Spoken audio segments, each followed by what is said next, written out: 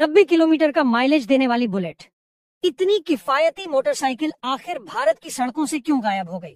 325 CC का engine और 80 से 90 किलोमीटर के माइलेज ने लोगों को दीवाना बना दिया था। फिर बदलते वक्त के साथ ऐसा क्या हुआ कि सड़कों पर दिखाई देना ही बंद हो गई? चलिए जानते हैं। 1980 के दशक में रॉयल एनफील्ड एकमात्र ऐसी निर्माता कंपनी थी जो भारत में बड़े पैमाने पर बाइकों का निर्माण कर रही थी।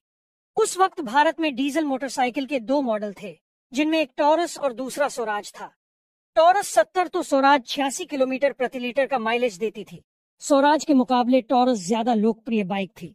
रॉयल एनफील्ड ने टॉरस बुलेट को 1980 के दशक में भारतीय बाजार में लॉन्च किया था। इसे 2000 के दशक तक बेचा गया।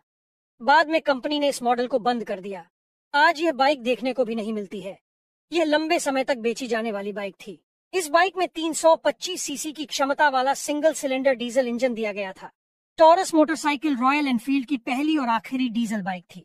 यह दुनिया में सबसे ज्यादा बिकने वाली डीजल बाइक बन गई थी।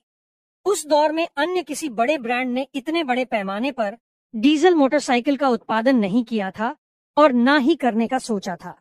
वहीं रॉयल एनफील्ड कंपनी इस मामले में कहीं आगे निकल चुकी थी। वहीं Swaraj diesel engine motorcycle Saharanpur स्थित स्वराज ऑटोमोबाइल कंपनी कर रही थी। कंपनी ने अपने इस मॉडल के लिए रॉयल एनफील्ड गियरबॉक्स के साथ लोम्बार्डिनी 325 सीसी डीजल इंजन का उपयोग किया था। सहारनपुर स्थित कंपनी की ये बाइक लोगों के बीच धीरे धीरे जगह बना रही थी। उस दौर में कंपनी ने 86 किलोमीटर प्रति लीटर माइलेज का खूब प्रचार प्रसार किया था। यह देश की पहली मोटरसाइकिल थी जिसमें इलेक्ट्रिक स्टार्ट की सुविधा दी गई थी।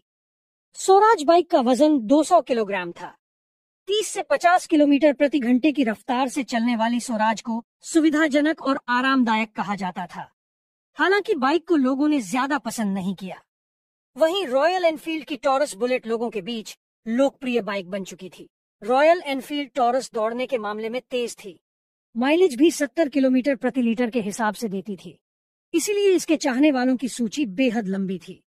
बाइक का वजन कुल 196 किलो था। ऐसे में सवाल बनता है कि जब लोगों के बीच इतनी लोकप्रिय ये बुलेट बन चुकी थी, तो फिर इसे बंद क्यों कर दिया गया? दरअसल बदलते वक्त के साथ ये मोटरसाइकिल जरूरी मानक पूरे नहीं कर पा रही थी। बुलेट का डीजल इंजन होने के कारण यह काफी मात्रा में काला धुआं निकालती थी।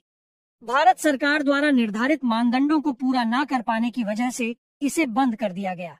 बुलेट में कंपन की भी समस्या थी। कंपन इतना ज्यादा था कि बाइक सवार लोगों के कंधों के जोड़ों में दर्द होने लगता था। साल 2000 तक देश में टॉरस बुलेट की बिक्री होती रही और फिर इसे बंद कर दिया गया। रॉयल एनफील्ड ने जब इस बाइक का प्रोडक्शन बंद कर दिया तो पंजाब की ट्रैक्टर निर्माता कंपनी स्वराज ट्रैक्टर्स ने इस बाइक के डिजाइन में थोड़ा बदलाव कर उत्पादन शुरू कर दिया, क्योंकि ये लोगों के बीच काफी लोकप्रिय बाइक थी।